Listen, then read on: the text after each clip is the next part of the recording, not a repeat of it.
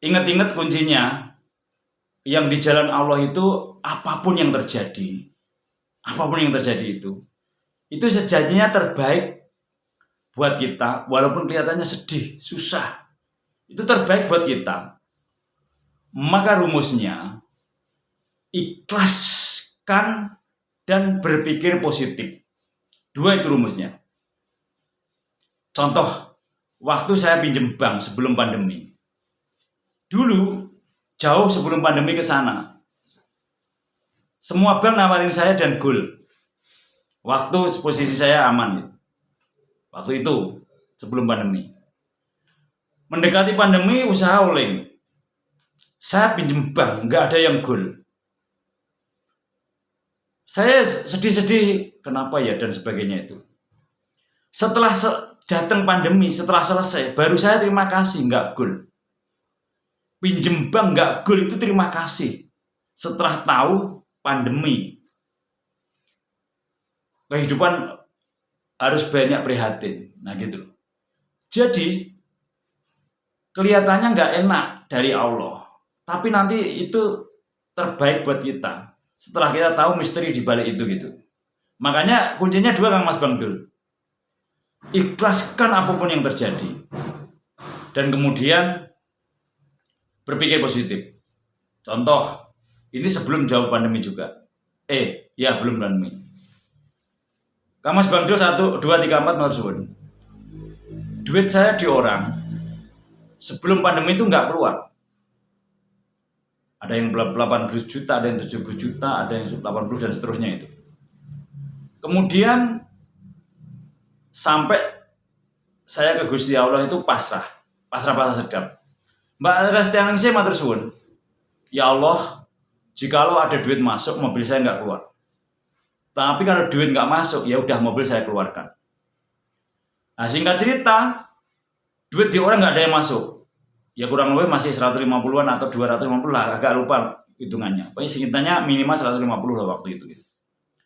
Nah, kemudian karena duit nggak masuk, ya udahlah saya ikhlas dan saya nggak mau marah sama orang yang ada sangkut paut dengan saya. Jadi saya itu kalau ada orang punya utang dengan saya itu nagihnya dengan bahasa hati. Nun sewu, mohon maaf, saya doakan lancar, sukses, maju jaya gitu. Jadi seakan-akan saya ingat-ingat saya belum pernah ribut masalah keuangan. Ribut masalah keuangan jarang seingat-ingat saya jarang.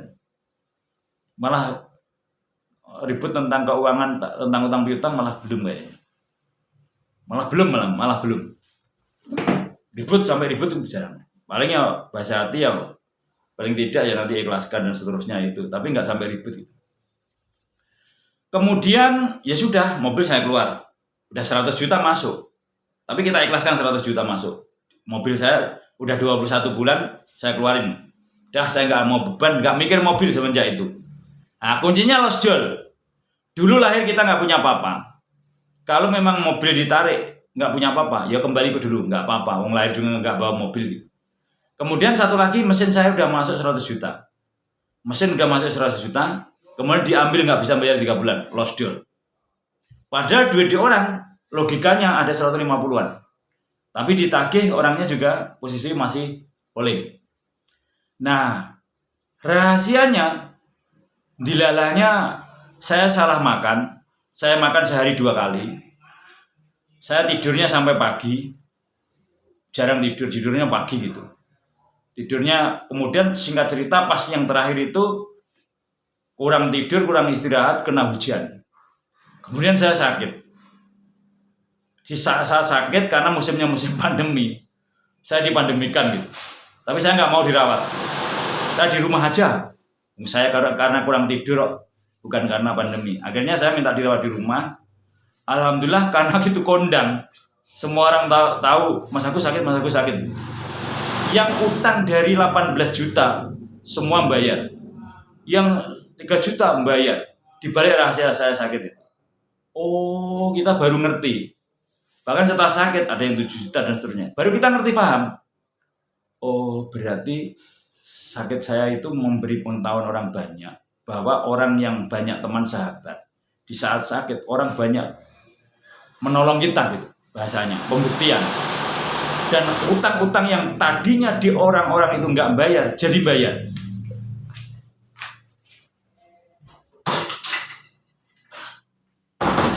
Jadi, yang saya ceritakan ini adalah untuk sabar. Jikalau ada orang ngutangin kita, kok belum bayar, sabar aja.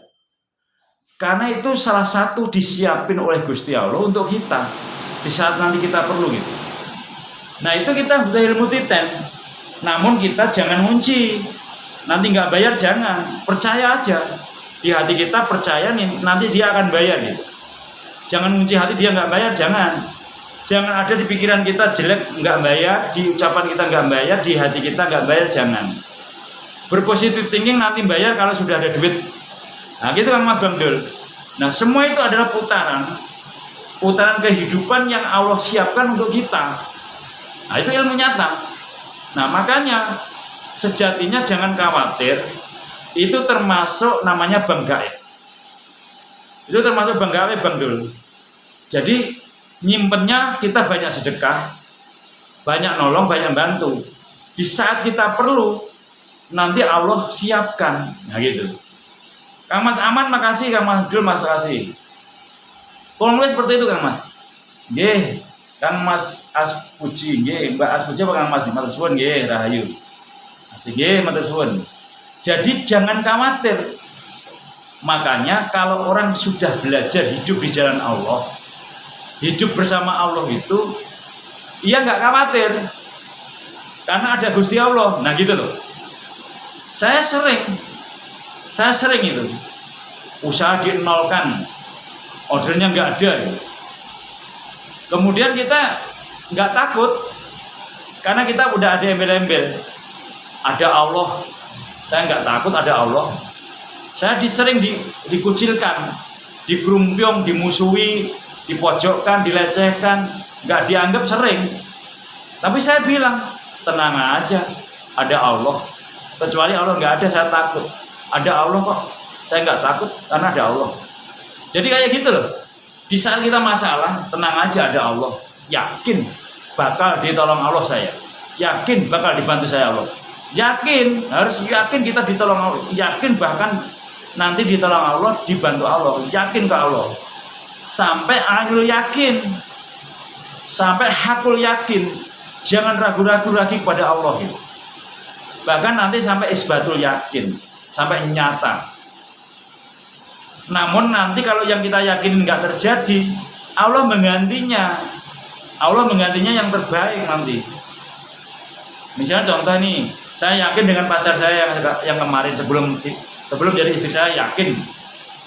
Ternyata pacar saya nggak jadi, tapi gantinya nanti itu lebih baik di bidang yang lainnya. Misalnya kalah di rupa ya hatinya menang, di yang lain menang. Jadi gantinya dari yang kita yakini itu lebih baik.